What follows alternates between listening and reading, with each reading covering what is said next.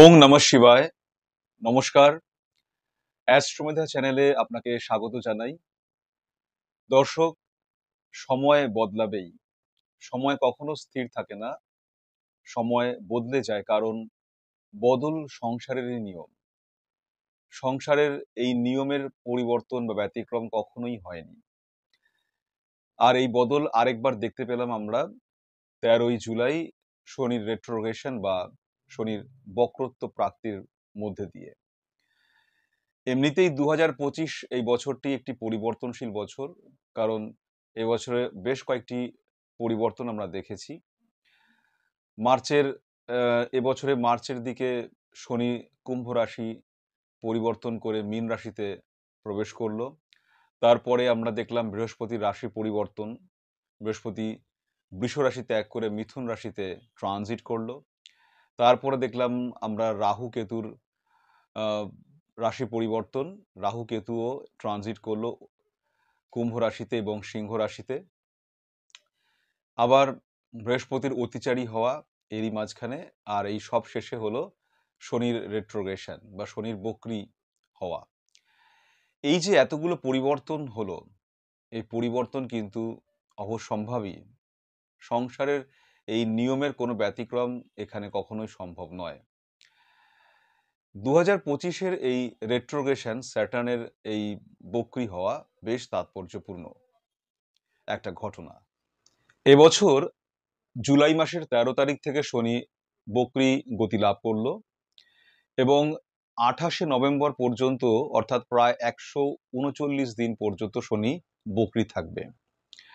প্রত্যেক বছর শনি 135 দিন অন অ্যান অ্যাভারেজ বক্রী থাকে এবং প্রায় 6 ডিগ্রি 5 মিনিট পর্যন্ত পেছনে সরে যায়।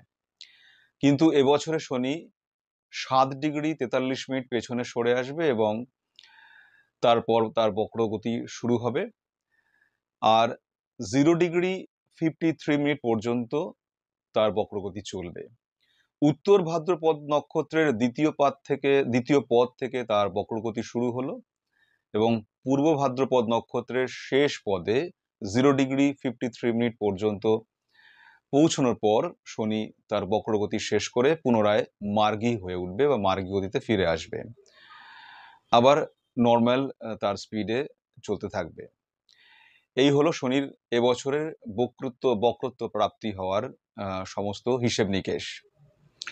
2025-এর এই সময়কালে শনিদেবের বক্রী হওয়া খুব একটা সিগনিফিকেন্টফুল একটা ঘটনা বলে মনে হয়, কারণ এই সময়কালের মধ্যে শনির বক্রী হওয়ার তাৎপর্য কিন্তু আছে। কারণ এবছরের শুরুতেই শনিদেব প্রথম রাশি পরিবর্তন করলো, কুম্ভ রাশি থেকে মীন রাশিতে সঞ্চার করলো এবং মীন রাশি হচ্ছে শেষ জোডিয়াক সাইনের, ন্যাচারাল জোডিয়াক বা কাল পুরুষের শেষ রাশিচক্র, শেষ রাশি, যেখানে শনি তার সমস্ত কর্মফলকে দান করে এবং শনি যেখানে আমাদের ইমোশনাল মাইন্ডকে খুব বেশি এফেক্ট করে। আমরা সকলেই ইমোশনালি বেশ কিছুটা প্রভাবিত হয়েছি এই শনির রাশি পরিবর্তনের মধ্যে দিয়ে। এর পরে আবার বৃহস্পতির রাশি পরিবর্তন দেখলাম আমরা, তারপর কুম্ভ রাশিতে রাহু এবং সিংহ রাশিতে কেতু সঞ্চার করলো, ট্রানজিট করলো। এরই পরে আবার দেখলাম আমরা বৃহস্পতি অতিচারী হয়েছে। বৃহস্পতি 2025-এ অতিচারী হলো এবং এই অতিচারী গতি থাকবে 2032 সাল পর্যন্ত। এই 8টা বছর বৃহস্পতি অতিচারী থাকবে। সুতরাং এই সময়কালের মধ্যে আবার শনি রেট্রোগ্রেশন হওয়া, এটা একটা ইঙ্গিতপূর্ণ ঘটনা বলেই মনে হয়।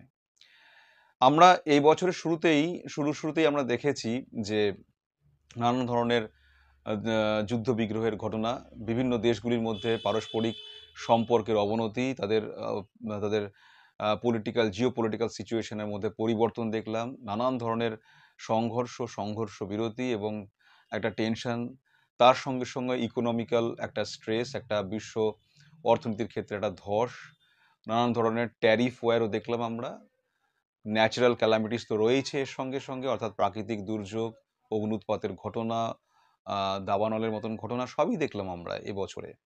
নিউমোরোলজিক্যালি এই বছরটা এমনিতেই একটা এন্ডিং ইয়ার, সবকিছু শেষ, কমপ্লিশনের ইয়ার। আর এবছরেই এতগুলো ঘটনা। যে যুদ্ধ বিগ্রহ ইদানিং এই লাস্ট কয়েক মাসের মধ্যে আমরা যে সমস্ত যুদ্ধ বিগ্রহের পরিস্থিতি দেখলাম বিশ্বময়, সারা পৃথিবী জুড়ে আমাদের দেশ, তাদের ভারতবর্ষ, প্রতিবেশী রাষ্ট্র পাকিস্তানের মধ্যে যে সংঘর্ষ, সবই দেখলাম। এবং মনে হয় আগামী দিনেও এই সংঘর্ষের অবস্থা, বাতাবরণ থাকবে। এই সমস্ত কিছুর মধ্যে দিয়েই শনির বক্রি হওয়া, এটাও একটা ইঙ্গিতপূর্ণ সময়কেই দেখাচ্ছে। একটা কালের সময়ের কালের রথের যে গতিমুখের বদল বা প্যাসেজ অফ টাইমের মধ্যে যে একটা ডাইরেকশনাল চেঞ্জ তৈরি হতে পারে, টাইমের ডাইরেকশনের চেঞ্জ হতে পারে, তার একটা ছোট্ট ইঙ্গিত এখানে আমার মনে হচ্ছে। একটা ইঙ্গিত রয়েছে এই সময়কালের মধ্যে, এই রেট্রোগেশনের মধ্যে। শনি বক্রি হওয়ার পর এবং রাহু কেতু তার আগেই যে ট্রানজিট করেছে কুম্ভ রাশিতে ও সিংহ রাশিতে, এগুলো যে অ্যাক্সিস তৈরি করেছে, সেই অ্যাক্সিস গুলো কোনোটাই পজিটিভ নয়। কেতুর সঙ্গে শনির 6-8 বা 6-8 অ্যাক্সিস তৈরি হয়েছে, আর রাহুর সঙ্গে শনির 2-12 বা দ্বিদ্বাদশের সম্পর্ক তৈরি হয়েছে। অপরদিকে এখন বৃহস্পতি যদিও পজিশনালি ঠিক রয়েছে শনির সঙ্গে, কিন্তু যখনই বৃহস্পতি কর্কট রাশিতে প্রবেশ করবে অক্টোবর নাগাদ, তখন 6-8 অ্যাক্সিস তৈরি হবে শনি এবং বৃহস্পতির মধ্যে। এই পজিশনস গুলো একটাও পজিটিভ নয়, এই অ্যাক্সিস গুলো একটাও খুব যে পজিটিভ রেজাল্ট দিতে পারবে তা মনে হয় না। সুতরাং এই বক্রি দশার মধ্যে যত রকমের ইম্প্যাক্ট তৈরি হবে এই গ্রহদের অ্যাক্সেসের মধ্যে দিয়ে, সেগুলো কিন্তু সবই একটু নেগেটিভ ধরনের হতে পারে। তাই এই সময়টা বেশ ইম্পর্টেন্ট বলেই মনে হচ্ছে। দর্শক, এখন অনেকেরই মনে হতে পারে যে প্রত্যেক বছরই তো শনি বক্রি হয়, এটা তো নতুন কোনো ঘটনা নয়। প্রত্যেক বছর অন অ্যান অ্যাভারেজ 135 দিনের জন্য শনি বক্রি হয়, কিন্তু কোনো বছরই শনির পজিশন এক থাকে না বা প্ল্যানেটারি পজিশন এক থাকে না। প্রত্যেক বছরেই শনির এবং অন্যান্য প্ল্যানেটারি পজিশনস চেঞ্জ হয়ে যায়, তাই প্রত্যেকবারে বক্রগতির তাৎপর্য বদলে যায়। সুতরাং এবছরটাও এর কোনো ব্যতিক্রম হয়নি, এবছরেও তার নতুন এক তাৎপর্য নিয়েই সে এসেছে। তাই শনির বক্রগতি এবছরেরও একটা গুরুত্বপূর্ণ প্রভাব ফেলবে, এই বিষয়ে কোনো সন্দেহ থাকে না। 13ই জুলাই থেকে 28শে নভেম্বর পর্যন্ত শনি বক্রি থাকছে। প্রথমে 3rd অক্টোবর পর্যন্ত শনি তার নিজের নক্ষত্র উত্তর ভাদ্রপদেই বক্রি থাকবে, এবং তারপরে শনি পূর্ব ভাদ্রপদ নক্ষত্রে বক্রি হয়ে প্রবেশ করবে এবং সেখানেই বক্রি হয়ে থাকবে। সুতরাং দুটি ভিন্ন ভিন্ন নক্ষত্রের মধ্যে দিয়ে শনির বক্র গতি চলবে, তাই ভিন্ন ভিন্ন প্রভাব আমরা দেখতে পারবো। এই বক্র গতিতে দুটি ভিন্ন নক্ষত্রের কারণেই প্রভাবটাও ভিন্ন ভিন্ন হবে।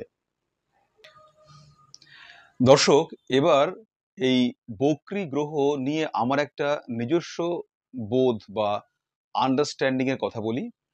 তা হলো, গ্রহ যখন বক্রি হয় তখন সেই গ্রহ আমাদের মধ্যে একটা অবসেশন ক্রিয়েট করে, বা একটা বোধ, একটা কোনো কিছুর প্রতি চেতনা, বা একটা না হয়ে যাওয়ার একটা ফিলিংস, একটা ইনসিকিউরড একটা অনুভূতি দিয়ে যায়। মানে কোনো একটা কিছু কমপ্লিট করতে হবে, কোনো একটা কাজ পেছনে পড়ে আছে, কোনো একটা টাস্ক হয়তো শেষ করা হয়নি, কোনো একটা অসমাপ্ত কাজ রয়ে গেছে, এই ধরনের একটা বোধ বা একটা অবসেশন ক্রিয়েট করে গ্রহ তার বক্রি অবস্থায়। আসলে গ্রহ বক্রি হয়ে কোনো একটা ফেলে রাখা কাজ বা কোনো একটা অসমাপ্ত কাজের প্রতি আমাদের ফোকাসটাকে নিয়ে যায়। সেই কাজটা যতক্ষণ না কমপ্লিট হচ্ছে, যতক্ষণ না সেটা শেষ হচ্ছে, ততক্ষণ পর্যন্ত ওই অবসেশন বা ওই বোধটা, ওই একটা অস্থিরতা লেগে থাকে ভেতরে।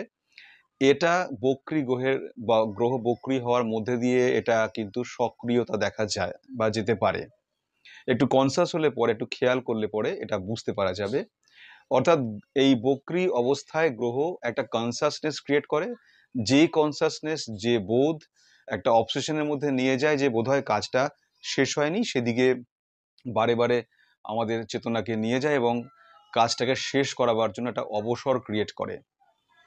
সুতরাং যখন একটি গ্রহ বক্রি হয়, যখন একটি গ্রহ কোনো একটি নির্দিষ্ট ভাবে বা হাউসের মধ্যে রেট্রোগ্রেড হয় বা বক্রি হয়, তখন একজন ব্যক্তিকে ওই ভাবের সঙ্গে যুক্ত বিষয়গুলোকে বা ওই ভাবের সংশ্লিষ্ট কর্মগুলিকে কর্মগুলিতে ফোকাসড হতে হয়, এবং সেই কাজগুলোর মধ্যে যেগুলো আনসলভড হয়ে রয়েছে, যেগুলো পড়ে রয়েছে, যে কাজগুলো করা হয়নি বা করতে হচ্ছে, বা বাকি থাকা যে কাজগুলো সেগুলোতে ফোকাসড হয়ে সেই কাজগুলো সমাপ্ত করতে হয়।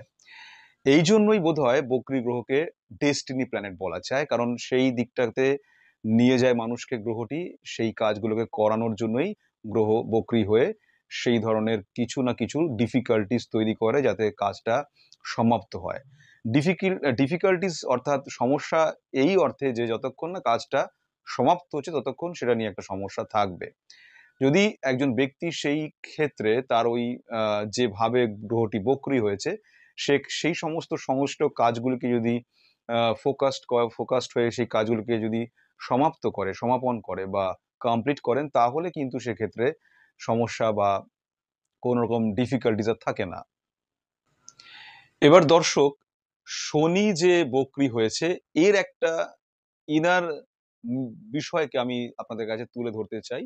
হয়তো আপনারা এটাতে অবগত থাকতে পারেন, অথবা অথবা আপনারা এই বিষয়টা একটু মনোযোগ দিলেই বুঝতে পারবেন যে শনি হচ্ছে কর্মের কারক গ্রহ, বা শনি কর্মের সিগনিফিকেটর, কন্ট্রোলার অলসো। শনি কর্মকে নিয়ন্ত্রণ করে, আর কর্ম বা অ্যাকশন বা ওয়ার্কের সঙ্গে অলওয়েজ টাইম রিলেটেড, অর্থাৎ সময় কর্মের সঙ্গেই যুক্ত থাকে। কোনো কাজই সময়কে বাদ দিয়ে হতে পারে না, অথবা কোনো কাজকে সময় ছেড়ে থাকতে পারে না। কোনো না কোনো সময়ের মধ্যে কোনো না কোনো কাজ হতেই হবে। তাই সময়ের সঙ্গে কাজের যে গভীর সম্পর্ক রয়েছে, সে কারণেই শনির সঙ্গে সময়েরও সম্পর্ক হয়ে গেল। আর এক্ষেত্রেই শনি সবচেয়ে বেশি পাওয়ারফুল, টাইমের রেসপেক্টে শনি সবচেয়ে বেশি ক্ষমতাশালী। তাই যখন গ্রহ বক্রি হচ্ছে, শনি যখন বক্রি হচ্ছে, তখন সময় খুব ইম্পর্টেন্ট হচ্ছে। দেখবেন যে যে মানুষের আহ গ্রহ যে মানুষের বার্থ চার্টে বা যে ব্যক্তির বার্থ চার্টে শনি অত্যন্ত শুভ অবস্থায় আছে এবং অত্যন্ত স্ট্রং পজিটিভ প্ল্যানেট, সেই মানুষ অত্যন্ত ধৈর্যশালী। সে একই কাজ বারবার করতে পারে, অনেকক্ষণ ধরে ধৈর্য ধরে সে কাজটা করতে পারে, যতক্ষণ না সে পারফেকশনে পৌঁছচ্ছে, একদম একদম তার স্কিল একদম সুপিরিয়র জায়গায় পৌঁছচ্ছে, ততক্ষণ পর্যন্ত সেই কাজটাতে সে লেগে থাকে, সে কাজটাকে ছাড়ে না, তার ধৈর্যের কোনো বিচ্যুতি ঘটে না, অত্যন্ত ধীর স্থির ভাবে মুখী গতিতে একটা দিকে লক্ষ্য রেখে সে কাজ করতে পারে। এটাই হচ্ছে পজিটিভ শনির লক্ষণ, মানে পজিটিভ বক্রী শনির লক্ষণ বা শনির লক্ষণ। আর যদি দেখা যায় যে কারোর বার্থ চার্টে শনি অত্যন্ত পজিটিভলি প্লেসড নয়, শনি কোনো ম্যালিফিক কন্ডিশনে রয়েছে, দুর্বল ভাবে রয়েছে, তাহলে সেই ব্যক্তি অত্যন্ত বেশি ধৈর্যশালী হতে পারবে না। কাজ করতে গিয়ে তার মধ্যে ধৈর্যের অভাব দেখা যাবে। কোনো একটা বিষয়ে, কোনো একটা কাজে দক্ষতা অর্জন করার জন্য বা স্কিলড হওয়ার জন্য যে পরিমাণ সময় দিয়ে ধৈর্য দিয়ে সেই কাজটি শিখতে হবে, সেই পরিমাণ ধৈর্য দিয়ে সে কাজটি করে উঠতে পারবে না, ধৈর্যের অভাব তার মধ্যে দেখা যাবে। সুতরাং শনি যখন বক্রি অবস্থায় আসবে এবং কোনো একটা ভাবে প্লেসড হবে, তখন ব্যক্তিকে বা আমাদেরকে তখন ওই ভাবের সংশ্লিষ্ট বিষয়ে কাজগুলিতে মনোনিবেশ করতে হবে, ফোকাসড হতে হবে, অনেক বেশি ধৈর্যের সঙ্গে সেখানে কাজ করতে হবে। যতক্ষণ না সেই কাজটি কমপ্লিট হচ্ছে ততক্ষণ সেখান থেকে বিচ্যুত হওয়া যাবে না। যখনই আমরা যত তাড়াতাড়ি সেই কাজটিতে মনোনিবেশ করতে পারবো, যত বেশি ধৈর্য দিতে পারবো, যত বেশি ইনভলভড হতে পারবো, ফোকাসড হতে পারবো, ততই ধীরে ধীরে সেখানে স্কিলকে ডেভেলপ করতে পারবো, এবং সেখানে কাজটা সম্পূর্ণ হলেই সেখানে শনির বেনিফিট পাওয়া যাবে। শনির তরফ থেকে আমাদের কাছে ডিফিকাল্টিস অনেকখানি কমে যাবে, বা আমরা ডিফিকাল্টিস থেকে বেরিয়ে আসতে পারবো। অর্থাৎ ব্যক্তি যেমন যেমন সময় দিতে পারবে, ঠিক তেমন তেমনই ভাবে সেই কাজটিতে সে দক্ষ হয়ে উঠবে, এবং এটি হলো শনির বক্রত্বের তাৎপর্য বা রেট্রোগেশনের সিগনিফিকেশন। আজ এই ভিডিওতে মিথুন রাশি এবং মিথুন লগ্নের জাতক জাতিকাদের ওপর শনির এই বক্রী গতি কিভাবে কাজ করবে এবং এই সময়ে কোন ধরনের উপায়গুলি অবলম্বন করা যেতে পারে সে বিষয়ে সংক্ষিপ্ত আলোচনা করব। মিথুন রাশি এবং মিথুন লগ্নের ক্ষেত্রে শনি আপনাদের 10th হাউসে বক্রী হয়েছে। শনির এই বক্রী হওয়া, 10th হাউসে বক্রী হওয়া আপনাদের জন্য একটা শুভাশুভ সময়কে নির্দেশ করে।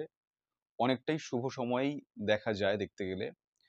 কারণ শনি আপনাদের 8th হাউস লর্ড এবং 9th house Lord. 8th house Lord হিসেবে শনি যেমন সমস্যা বা ঝঞ্ঝাটকে দেখায়, তেমনি 9th লর্ড হিসেবে শনি ভাগ্যকেও দেখায়। এই শনি এখন 10th হাউসে বক্রী হয়েছে। সুতরাং পরিবর্তন, সময়ের পরিবর্তন, বিশেষ করে কর্মের পরিবর্তন এখানে একটু নিশ্চিত করে শনি। কারণ 8th হাউস লর্ড হিসেবে সে একটা পরিবর্তনের সম্ভাবনাকে তৈরি করছে। এক্ষেত্রে এই পরিবর্তন আরো বেশি প্রমিনেন্ট হয়, কারণ এখন আপনাদের ষষ্ঠপতি মঙ্গল আপনাদের লগ্ন বা রাশির তৃতীয় সিংহে অবস্থান করছে, এবং এই মঙ্গল ষষ্ঠপতি হওয়ার কারণে একটা সমস্যা সৃষ্টি করার ক্ষমতা রাখে, এবং তৃতীয় ট্রাভেলিং বা স্থান পরিবর্তনকেও দেখায়। এই মঙ্গল অষ্টম দৃষ্টিতে শনিকে দেখছে বলে এই স্থান পরিবর্তন বা কর্মের ক্ষেত্রের পরিবর্তনটা অনেক বেশি প্রমিনেন্ট বা যেন নিশ্চিত হয়ে পড়ে। শনির ওপরে মঙ্গলের দৃষ্টি যেমন স্থান পরিবর্তনের বিষয়টিকে অনেকটা প্রমিনেন্ট করে, তেমনি আবার শনির সপ্তম দৃষ্টি, শনির সপ্তম বক্রী দৃষ্টি রয়েছে আপনাদের 4th হাউসের ওপর। 4th হাউসও স্থান, এবং সেখানে শনির দৃষ্টি একটা পরিবর্তনকে নির্দেশ করছে। তাই যাদের বার্থ চার্টে, যে সমস্ত মিথুন রাশি এবং মিথুন লগ্নের জাতক জাতিকাদের এখন বার্থ চার্টে দশা অন্তর্দশা স্থান পরিবর্তন বা কর্ম পরিবর্তনের কোনো যোগকে দেখাচ্ছে, তাদের ক্ষেত্রে এই পরিবর্তন কিন্তু অনেকটা বেশি নিশ্চিত হয়ে পড়ে বা প্রমিনেন্ট হয়ে যায়। যদিও শনির বক্রী গতি জবের ক্ষেত্রে বা কর্মস্থলের ক্ষেত্রে একটা পরিবর্তনকে দেখাচ্ছে, তবে এই পরিবর্তন অশুভ নয়। যদি আপনি কর্মস্থলে লফুলি কাজ করে থাকেন, নিয়ম নির্দিষ্টভাবে কাজ করে থাকেন, কোনো রকম অন্যায়, কোনো রকম বিশৃঙ্খলার সঙ্গে যুক্ত না থাকেন, কর্মক্ষেত্রে সমস্ত নিয়ম নির্দিষ্টভাবে সুষ্ঠুভাবে আপনার দায়িত্ব পালন করে থাকেন, তাহলে এই পরিবর্তন অত্যন্ত শুভ, আপনাকে জবের ক্ষেত্রে শুভ ফলই দেবে। নতুন এবং আরো ভালো জবের ক্ষেত্রে পদোন্নতি বা আরো পজিশনের বৃদ্ধি হতে পারে, কারণ শনি আপনাদের নবমপতি। সুতরাং জবের ক্ষেত্রে এই সময়টা কিন্তু অত্যন্ত পজিটিভ, ভালো। শনি আপনাদের 10th হাউসে বক্রী হয়েছে, তাই আপনাদের অনেকটা মনোযোগ থাকবে এখন কাজের দিকে। এখন 10th হাউসের বিষয়গুলো আপনাদের বেশি অ্যাটেনশন পাবে। মনে হতে পারে যে এখন কাজ অনেক বেশি, সময় অনেক কম। হয়তো শনি আপনাদেরকে কাজের প্রতি অনেক বেশি রেসপন্সিবল করে তুলতে চাইছে। এখন যে সমস্ত কাজের ক্ষেত্রে যে সমস্ত বিষয়গুলোকে এতদিন ইগনোর করে এসেছেন বা একটু মনোযোগ কম পেয়েছে, এখন সেদিকে একটু বেশি মনোযোগ দেওয়া দরকার, সেগুলির প্রতি একটু বেশি রেসপন্সিবল হওয়া দরকার। কাজ করার ক্ষেত্রে যে নিয়ম বা যে পদ্ধতিগুলিকে এতদিন করে আসছিলেন, পদ্ধতিগুলিকে অ্যাপ্লাই করে আসছিলেন, সেগুলিকে নিয়ে একটু অ্যানালিসিস করা দরকার, এগুলোকে বিশ্লেষণ করা দরকার। কর্মক্ষেত্রে আপনার যে সহকর্মীরা রয়েছেন, আপনার বস বা যারা আপনার ঊর্ধ্বতন কর্তৃপক্ষ রয়েছেন, তাদের সাথে আপনার সম্পর্ক, কিভাবে আপনি সবার সাথে কথা বলছেন, আপনার কমিউনিকেশন, আপনার বিহেভিয়ার বা আচার আচরণ, এই সব কিছু নিয়ে এখন একটুখানি বিশ্লেষণ করার দরকার রয়েছে। আপনাকে এই সব দিকে একটুখানি খেয়াল দিতে হবে, মনোযোগ দিতে হবে। 10th হাউসে শনি বক্রী হওয়ায় শনির এই বক্রী দৃষ্টি, বিশেষ করে তৃতীয় দৃষ্টি থাকছে আপনাদের দ্বাদশ ভাবে, সপ্তম দৃষ্টি থাকছে আপনাদের 4th হাউসে, এবং শনির দশম দৃষ্টি থাকছে আপনাদের 7th হাউসে।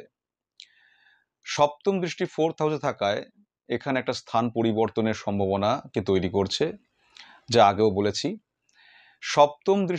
সপ্তম ক্ষেত্রে শনির দশম দৃষ্টি থাকায় পার্টনারশিপের ক্ষেত্রে একটু সচেতন হওয়া দরকার। স্বামী স্ত্রীর সম্পর্কের প্রতি একটা ব্যালেন্স করার এখন প্রয়োজনীয়তা রয়েছে। একটু স্বামী স্ত্রীর মধ্যে একটু মানসিক একটা সামান্য স্ট্রেস তৈরি হতে পারে, তবে যদি ব্যালেন্স করা যায়, যদি সেইগুলোকে মনোযোগ দিয়ে এবং সেখানে ফ্লেক্সিবিলিটি নিয়ে চলা যায়, তাহলে সমস্যার হবে না। দ্বাদশে শনির যে দৃষ্টি রয়েছে তা আপনাদের হেলথের ক্ষেত্রে ভালো। যদি কারোর শরীর স্বাস্থ্যের কোনো রকম অসুবিধা থাকে, তাহলে এই সময় তার ডেভেলপমেন্ট বা উন্নতি দেখা যাবে। শনি আপনাদের দশম ভাবে অর্থাৎ 10th হাউসে বক্রী হয়েছে। শনির একটা গতিমুখ রয়েছে নবম ভাবের দিকে, তাই নবম ভাব এখন প্রভাবিত শনির দ্বারা। নবম হলো পিতার ক্ষেত্র, সুতরাং পিতার দিকে এখন একটু নজর দেওয়া দরকার, পিতার শরীর স্বাস্থ্যের দিকে খেয়াল রাখতে হবে। পিতার সঙ্গে সম্পর্ক ক্ষেত্রটি এখন বেশ গুরুত্বপূর্ণ, সেদিকটাও গুরুত্ব দেওয়া দরকার।